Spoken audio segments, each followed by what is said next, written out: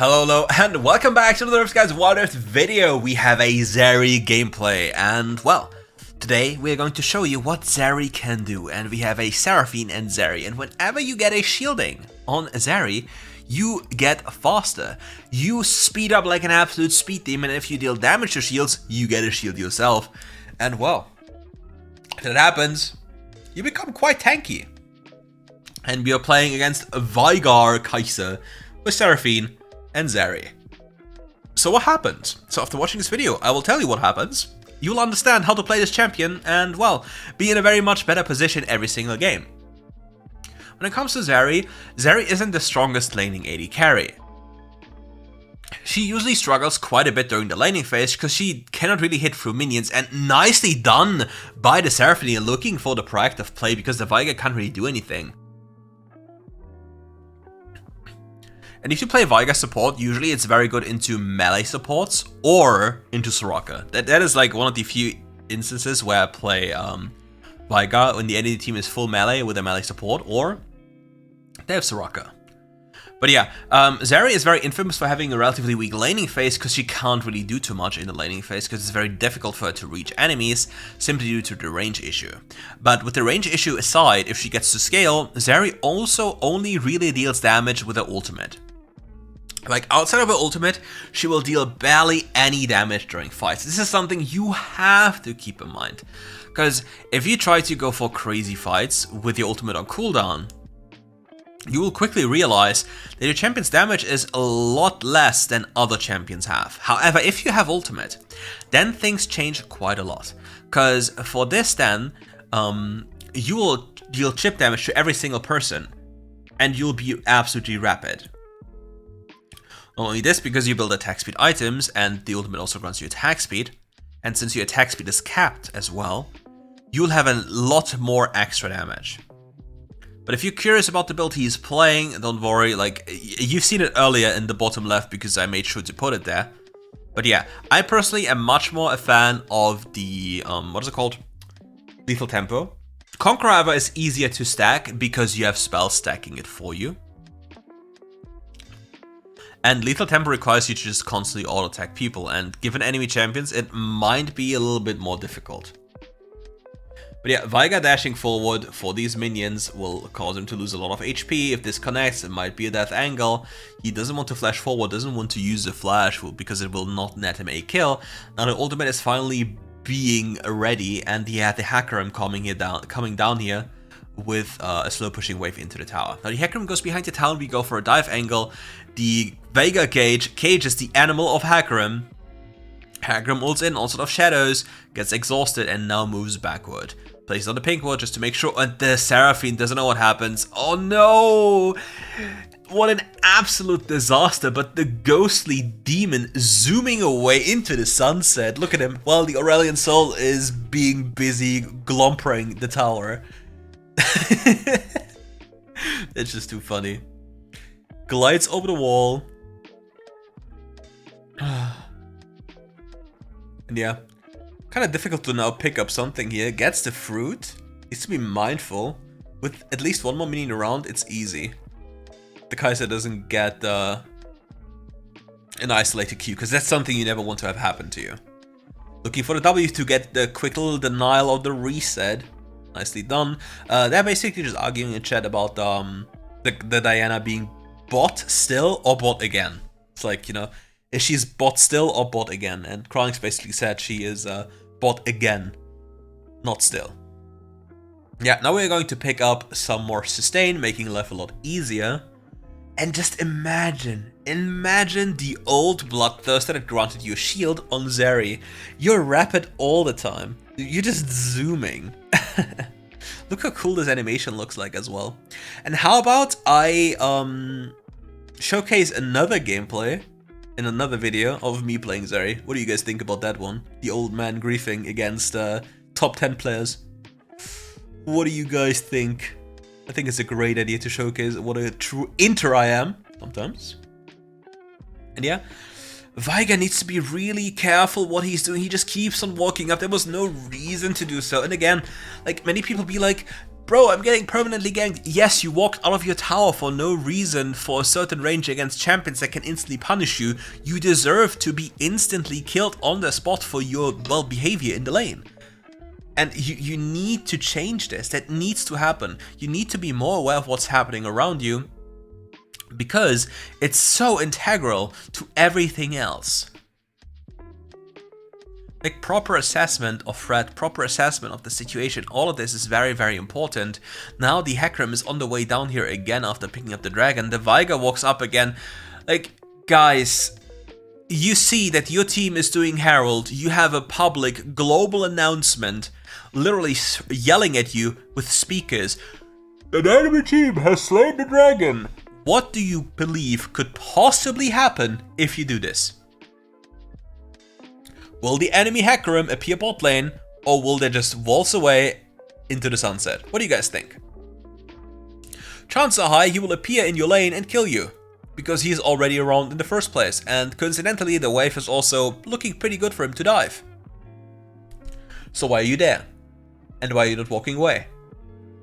You even saw him with your cage, because you placed the cage down for a reason, and then you just walk down again.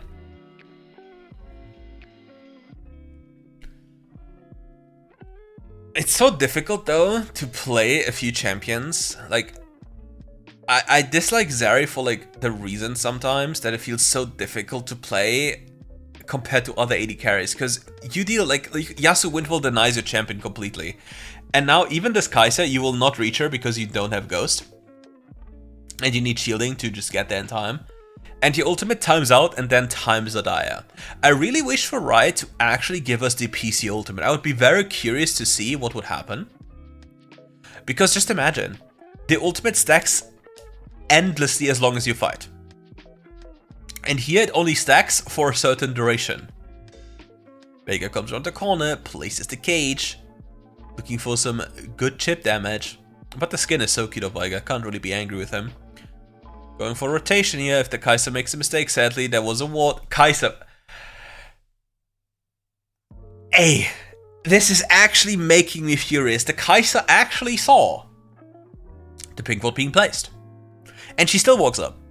It's like, hey, I want to die. And then you just die. Really? Just imagine, you see the enemy jungle walk to your left side. He disappears for 2 seconds. And you're like, ah, he's gone. And then he appears. Yeah, just because you don't see him doesn't mean he doesn't exist anymore. Now we're back on track, collecting jungle camps, making sure to not putting ourselves into a very bad spot. It's very difficult to hit these very mobile champions on Zeri, because, well, they just quite literally dodge your auto attacks. And it's very depressing. Very, very much depressing when it happens to you. Looking for some pot shots here on the side. However, at least Zeri deals a lot of decent damage. Hits. Ooh, he got... Okay, that was very nice played by the Seraphine. Seraphine used Kranix as an extender for the ultimate, so the Veigar gets caught by the ultimate and dies. Because he was stuck in the cage, and he cannot follow anything, so he made she made the Veigar walk into Kranix, so it's just a free kill. And yeah, the Yasuo wasn't in range where he could deny this with his wind wall. Now the Iona is going to run down the Winch Hitter brothers looking for a play, dealing so much damage just by barely touching them. Kai'Sa being clueless for today, just walking up again, nearly dying on the spot. And they're really relentless when it comes to these towers. Now the Hecarim is on the hunt, goes in, kills one, speeds away into the sunset. And look at the damage coming everywhere. Look at all the snipes happening, all the chip damage, so much annoying damage, getting slowed down by the Seraphine. Nice crit, avoids the Iona ultimate with the nice jump over the wall. Now the Veigar ultimate hits the Seraphine. You just have to eat that fruitcake and die. Oh, that reminds me, broken support. Imagine, this guy's broken support throwing the cheesecake at you. Would you eat it? Or would you avoid it? Be honest. And the main difference between his build he's running this game and what I like to do, he goes for fast crit. This will be like very burst heavy, because even though it grants him attack speed, right? The moment he hits a certain attack speed breakpoint, attack speed will grant him AD, like bonus damage rather. And with this in mind, he just wants to go for accelerated crit and deal damage earlier, because I really like Runons, because Runons makes me deal so much damage. It's just so crazy with Zeri. And I have to sneeze. God bless I have a mute button, because that one was illegal in 19 countries. My dear Jesus. I think at some point I've developed an allergy and it must be related to WildRift. There's no other explanation. Nicely jumped over the wall, avoiding certain death, using his teammate as bait here, and now chipping down the enemy, like they're running, trying to run away, kills them even, and the Kaiser even used exhaust now in front of the Yone. This is a very risky endeavor. Uses stasis here to avoid certain death. Yone is still close here. The yellow card connects as well, and we get a quick little cleanup, very close to dying, and yeah, he just escapes with a sliver of HP, and the Hecarim dies in front of him. But you see the benefit of this Charge Blade build. It has a lot of upfront burst damage. Like, as you're also spamming spells, like your first ability, you'll have it up quite frequently, and if you have blue buff or any type of sustain, you can spam the first ability as you're walking towards a lane to get your stacks pre-fight. So the first auto attacks you have will be empowered without anything happening. Avoids the combo. Seraphine hits a nice ultimate because the window was placed already, and now we just pillage the jungle as well. Everything is yours. The AD carry roll soaks it up like a vacuum.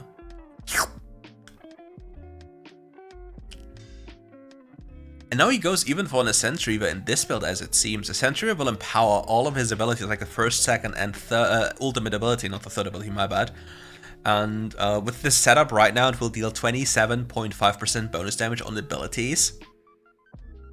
And I'm quite interested at how much this is going to be. Like, obviously in a fight, every single Q will be empowered, given how much he auto attacks, adding quite a lot of bonus damage to consistent fight scenarios.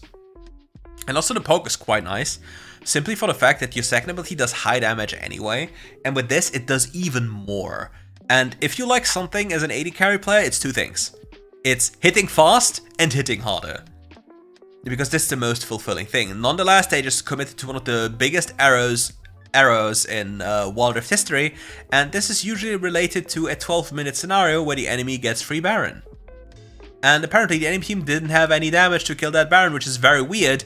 They collect this Baron, they steal it, to be honest, but still that should be impossible, because they should have had enough damage to get this in the first place. And hello, Mr. Veigar, your fruit stick is mine. Another triple kill into the pockets of the Kranix here. Look how nice this skin looks like. I really like it. Zippity zap. I have this low-key I have this urge of just saying bzz, bzz every single time I see like any zap of Zeri. But it's going to go out of control very, very fast, and we do not want to have that happen. And yeah, honestly, hey guys, by the way, before just because we have some downtime right now, as he's yoinking the blue buff, have any of you guys or ladies played Path of Exile, like the new league, like Necropolis? I've been, well, let's say I've messed up my sleep schedule to play this, and yeah, I really like it. It's very fun, but it's also very rippy if you play hardcore. My dear crazy gamers, there are some things on monsters, if you don't swap them around and you're not aware what kind of buffs they get, you might just get tapped into oblivion if you get like a tiny bit of lazy. And if you're not familiar, playing hardcore Path of Exile equals your character dies, which you spent like 30 hours playing or something, or like 100, doesn't matter, and it's gone. It's no longer in that league, it's now kicked into a standard league. Because you've died. You're gonna go for the ultimate onto the Seraphine, but doesn't have enough damage to instantly kill him. Looks for the lovely Kaiser. Why did it look like Veigar for a second? Am I blind? Am I actually a mole rat? I think I am. We just go next, I guess. It's over. I'm getting too old. Yellow card onto the Diana, into the backline. This will certainly spell demise, and even the Aesol ult comes in, completely shattering the hopes and dreams of the enemy team. Oh yeah, funny interaction. Zeri gets her passive shield from hitting Nexus shield. How dumb is that? But it's fine, Volibear can no longer disable the Nexus shield, the Nexus. Funny, right? Imagine Yeah, but Zeri gets the Nexus shield. Counted towards her shielding. It's just so weird. And we have the Infernal Soul. Infernal Soul for this type of team. Very interesting. Because you will go in and you'll just blast them apart with all your champions, and Infernal Soul will add quite a lot of extra damage to these type of engages. And even every type of poke will be so annoying to deal with. Windwall just soaking the second ability of Kai'Sa. Yone looking for a play here, but gets CC'd for the rest of his life, and he immediately falls, flashes after them, looks for more plays. Zhonya's is the instant death, but will probably fall in front of them, turns around, will fall to the Nexus. 07, goodbye. 1,000 gold into the pockets, into the greasy hands of the Kai'Sa. And now, since he's dead, it's time to take a lovely sip and observe the situation unfold that we never want to see, because accidents are inbound.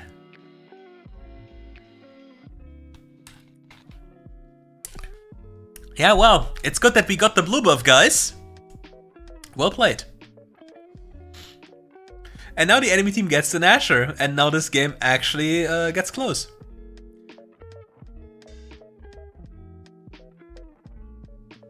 And why did I just see this correctly? That okay, I did. Okay. This might get very, very troublesome now. They might not be able to do anything about this Nashor. They're not. They get the objective bounty. They get the gold of the Nashor. And now this game has been delayed for another 1.5 minutes, and Elder will be spawning around that time. And any death now could make it a lot harder. Seraphine survives the all-in of the Yone. A very, very close situation, and Kranix just tries to get an item as fast as possible. With Baron, it gets so much easier to contest Elder, because you have so many more stats. And personally, I'm not a fan of having GA. I would honestly rather have, what's the item called? Shield Bow.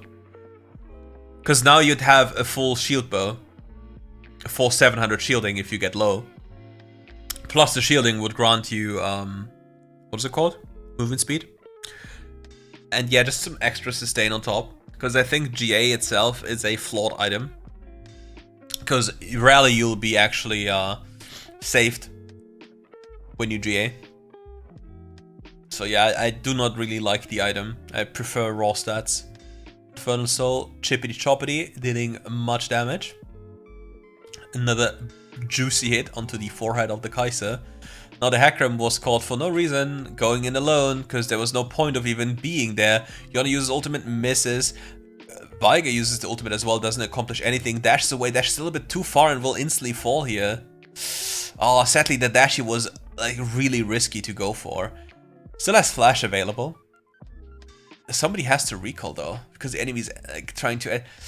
Oh no, it's such a tragedy to see this game. Will he be able to defend this? Is it even possible?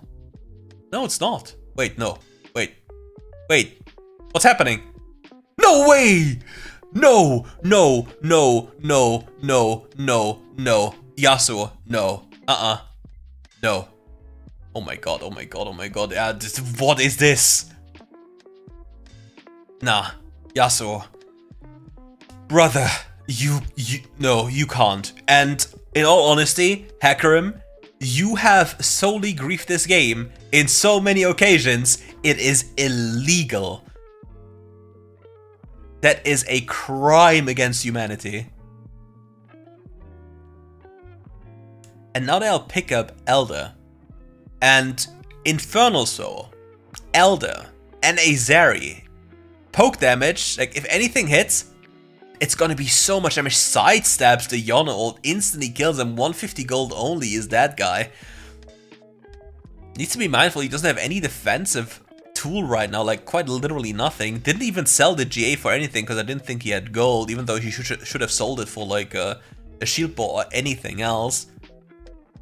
Because GA without passive is basically just a BF sword and a Chain West, like nothing really.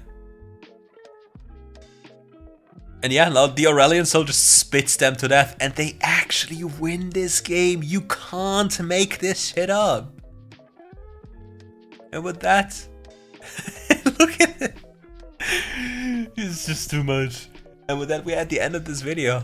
Thank you all for watching, and if you enjoyed the video, leave a like and subscribe to the channel, and see you soon for more RiftGuides content. And obviously, check out Kranix channel. Peace.